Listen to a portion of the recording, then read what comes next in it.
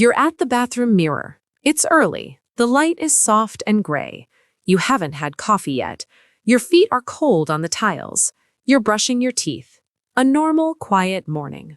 Your jaw is a little tight. You're not really tasting the toothpaste. Your shoulders have felt heavy since you woke up. You don't know why yet.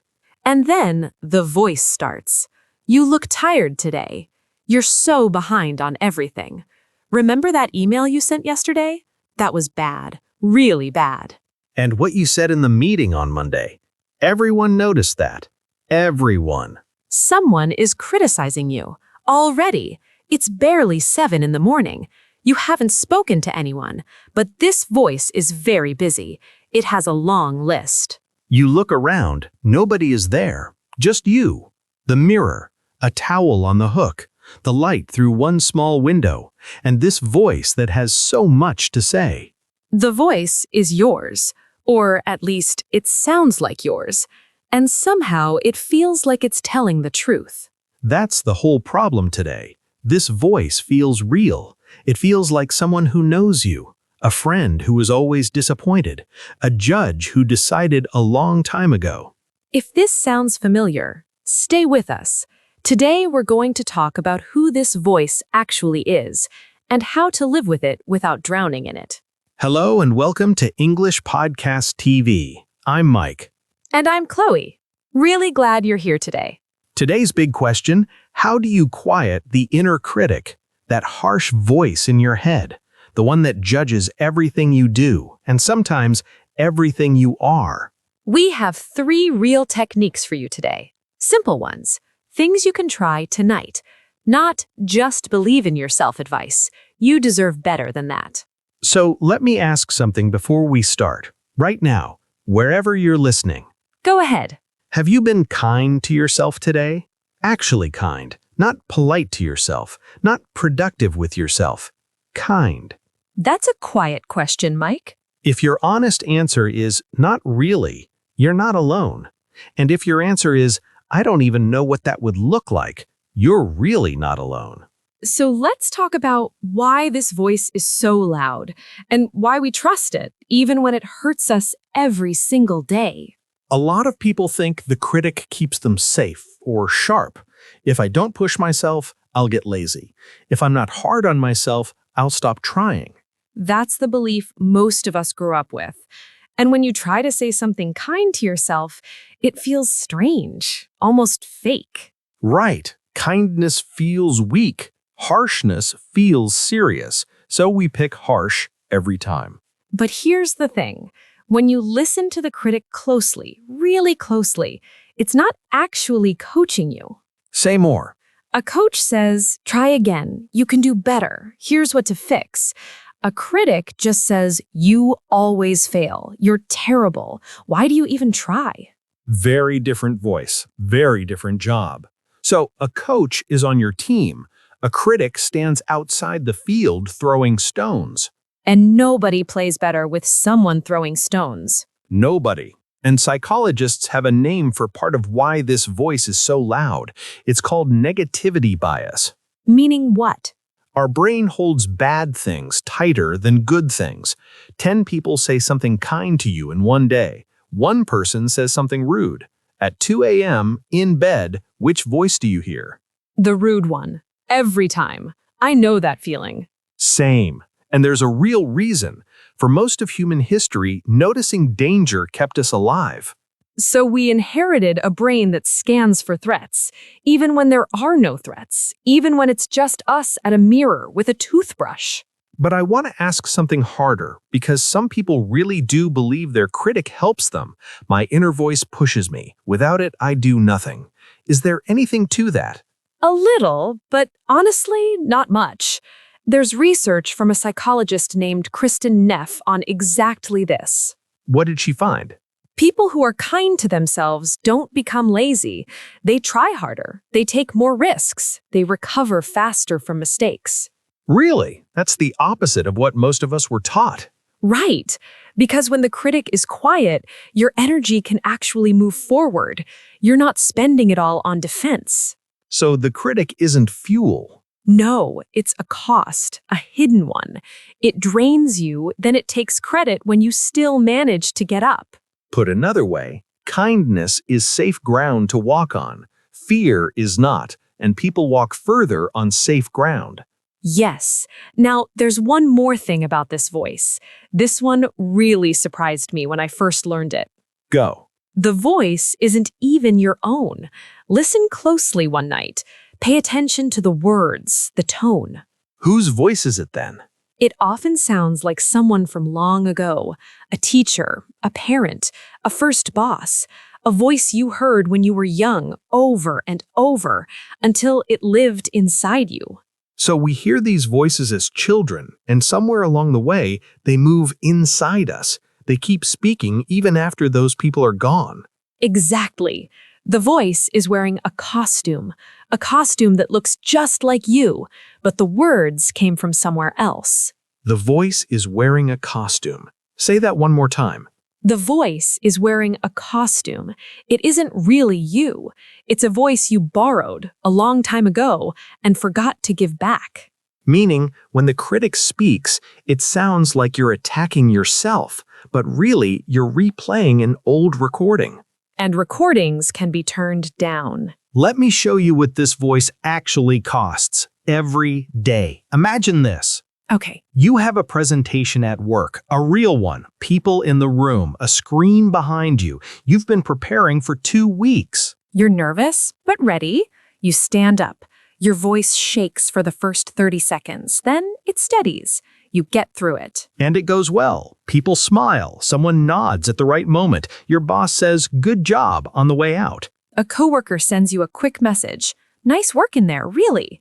A small win, a real one. You go home. You make dinner. Chicken, maybe, some rice.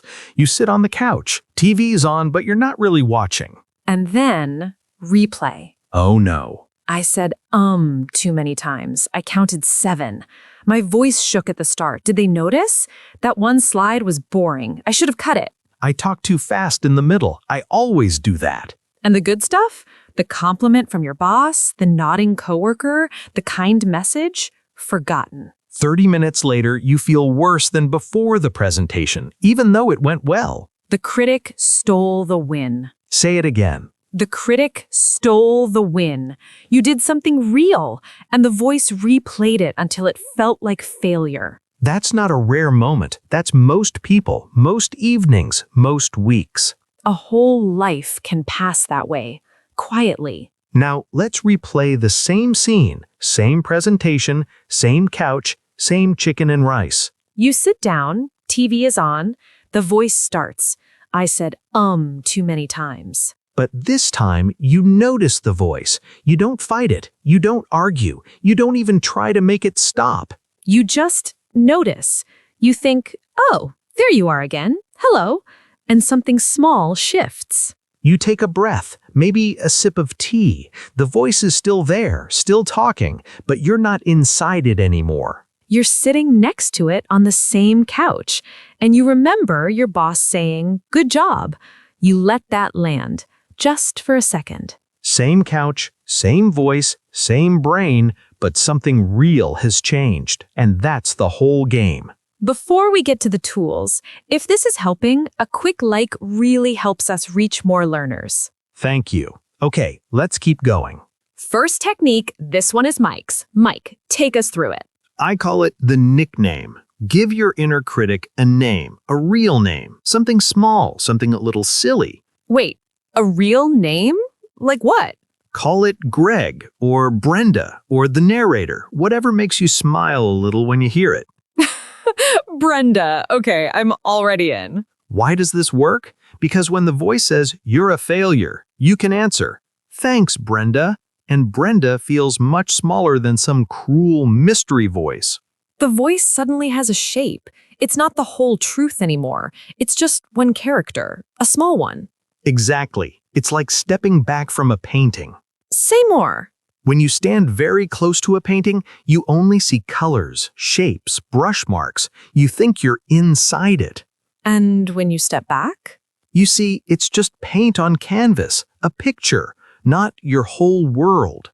So the name creates distance. You stop being the critic, you become the person listening to the critic.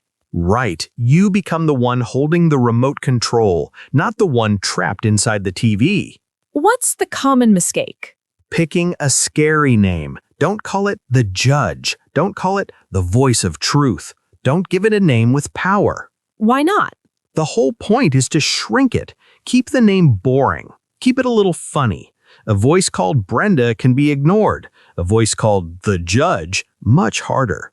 Brenda, it is. Brenda, it is. Okay, technique 2. This one's mine. The friend test. Walk us through it. It's one question, just one. Next time the critic says something harsh, pause. Then ask yourself, would I say this to a friend? That's a simple test. Imagine your best friend comes to you tomorrow. They say, I made a mistake at work. My boss was annoyed. I feel terrible. What do you actually say to them? I'd probably say, hey, it happens to everyone. You'll fix it tomorrow. It's really okay. Right. You wouldn't say, yes, you're terrible. You always fail. You'd never say that, not to anyone you love. So why is it okay to say that to ourselves? That's the whole question. We treat strangers better than we treat ourselves. We're gentler with a coworker than with the person inside our own head. This is exactly Kristen Neff's work. She calls it self-compassion, being kind to yourself the way you'd be kind to a friend. And her research shows something important. Self-compassion doesn't make people weak or lazy. It makes them braver. I want to push back on something, though. Please do. The friend test can become a new way to criticize yourself. You notice the critic, you try to swap the voice, you forget. And now, I wasn't kind to myself today becomes the new failure. Brenda just changed her outfit. Same voice, new words. That's a real problem. Yeah, I've done that myself. Exactly that.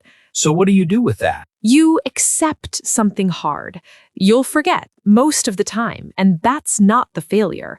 The win is remembering, just once, that you forgot. Which is to say, you don't have to pass the friend test every hour.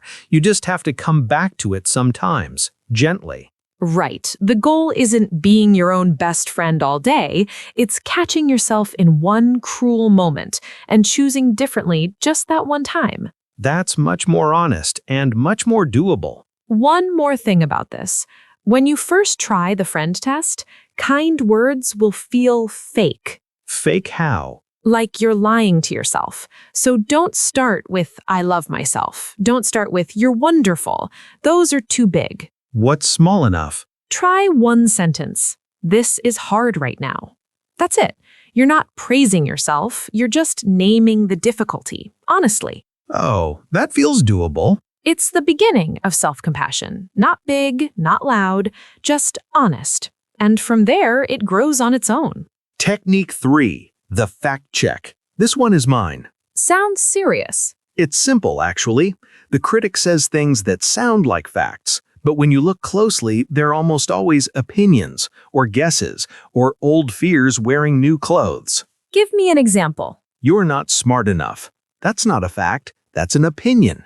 Everyone thinks you're boring. Not a fact either. That's a guess about other people's minds. Minds we can't actually read. Right. We can't read minds, but the critic pretends we can every day. So when the voice speaks, what do we ask? One small question. Is this a fact or a feeling? That's a good question. Small, but it changes everything. If it's a feeling, it's just information, not truth. Feelings are real, but they aren't always accurate. A feeling is like weather. Oh, I like that. Go on. The sky feels heavy today. The rain feels cold. But the weather doesn't tell you who you are. It moves through. Tomorrow will be different. So a feeling tells you about this one moment, not about your whole self, not about the next 20 years. Right. The voice says, I feel stupid. The feeling is real, but it doesn't mean you are stupid. The weather is just cloudy today. And clouds always pass. What's the common mistake with the fact check? People try to argue with the voice. The critic says, you're stupid. They shout back, no, I'm smart. And that doesn't work? Not really. You're still inside the fight. The voice attacks, you defend. The voice attacks again. A ping pong game with no end, and you lose energy every round. So fact-checking isn't fighting. It's stepping out of the fight. It's one small, curious question. Is this a fact or a feeling? And if it's a feeling, you let it pass, like weather. Okay, real talk now, because we owe you an honest ending. Go. Someone is listening right now thinking, this sounds nice, but my critic is too strong. It's been there for 30 years. Here's the honest answer. The inner critic doesn't disappear. You won't wake up tomorrow with a silent mind. So what is the goal then? Distance, not silence. Distance is the whole goal. Say more. Here's the picture I keep coming back to. Imagine you're driving somewhere. Okay. Imagine the critic is in the back seat, but it's not a helpful passenger. It only points out what you're doing wrong. You took that turn too slow. You should have changed lanes earlier. Why did you even take this route? Constantly from behind you, and you can't throw it out of the car. But here's what changes. Self-compassion is the friend in the passenger seat. Reading the map with you, saying, we're going the right way. Take your time. No rush. Both voices are in the car. You don't get to choose that, but you do get to choose which one you listen to. And some days, you'll fail. You'll listen to the back seat all day. You'll agree with everything it says. You'll forget every technique we talked about. That's genuinely okay. It doesn't mean the techniques aren't working. It means you're human. And on the harder days, you turn toward the passenger seat, just a little. Let's actually try this. Right now, a small role play. I'll be the critic, you be the person. Ready. Hit me. You are so behind on everything. Everyone else is moving faster. You're just wasting your life. Oh, hello, Brenda. Don't call me Brenda. I'm not Brenda. I'm the truth. You're not the truth. You're a thought. Let me check. Is this a fact or a feeling? It's a feeling. Okay, Brenda. Thanks for the information. I'm gonna go make dinner. That was actually fun to do. And notice what happened. 3 small moves. Which 3? Notice the voice, name it, hello, Brenda. Then fact check it gently. And then swap the voice. Not, I am amazing, just, I'm doing my best right now. That's all it takes. 3 steps, notice, pause, swap. You can do this anywhere. The bus, the shower, walking to work. It won't feel natural at first, like wearing new shoes. You walk differently for a while. But after a week or 2 or 3, it's just how you walk. The voice is still there, you just don't follow it anymore. Before we close, 7 words from today's conversation. Say them with us. First word, critic. A critic is someone who judges, often harshly. Your inner critic is the voice in your head that judges you. Example, my inner critic was very loud this morning. Or, the critic in my head never takes a day off. Say it with me. Critic. Critic. Next word, replay. To replay means to play something again in your mind. The critic replays your mistakes at night. Example, I kept replaying that meeting in my head. Or, don't replay the bad moment all evening. Let it go. Say it with me. Replay. Replay. Next word, nickname. A nickname is a small, friendly name you give someone. We used it to shrink the critic's power. Example, my nickname for my inner critic is Brenda. Or, a silly nickname makes the voice much smaller. Say it with me. Nickname. Nickname. Next word, notice. To notice means to see something with real attention. Not just hear, actually pay attention to. Example, I noticed the voice before I obeyed it. Or, she noticed her own thoughts for the first time. Say it with me. Notice. Notice. Next word, swap. To swap means to change one thing for another. We swap the critic's harsh voice for a friend's voice. Example, I swapped I'm stupid for this is hard right now. Or, a small swap can change your whole evening. Say it with me. Swap. Swap. Next word, gentle. Gentle means soft, careful, the opposite of rough or harsh. A gentle voice is a kind voice. Example, try to be gentle with yourself today. Or, she spoke to her friend in a gentle, warm tone. Say it with me. Gentle. Gentle. Last word, distance. Distance means space between two things. Distance from the critic means you hear the voice without being controlled by it. Example, I'm learning to keep a little distance from my critic. Or, distance is the real goal, not silence. Say it with me, distance. Distance. Okay, one small challenge before we go. We call this one the one word. Here's how it works. Think of one word your inner critic says to you often. Just one word. Maybe it's lazy, or stupid, or behind, or too much, or not enough. Write it down. On paper, on your phone, somewhere real. Let it leave your head for a minute. Then write one word you'd say to a friend in the same moment. A gentler word, an honest one. I'll go first. My critic word? Lazy. And your friend word? Tired. Because when I call myself lazy, usually I'm just tired. And tired is allowed. Mine now. Critic word, behind. Friend word?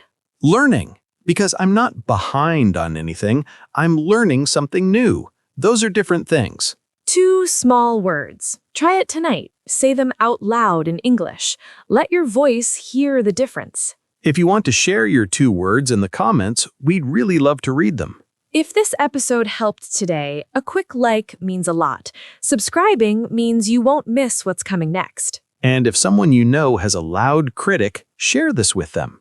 Okay, one last thing before we go. Remember the beginning? You at the bathroom mirror, early morning, cold tiles under your feet, your jaw tight. The towel on the hook, the gray light through the small window, your shoulders heavy for no clear reason. And the voice starting its long list. You look tired. You're behind. Remember that email? Tomorrow morning, try something small. When the voice starts, and it will start, don't fight it.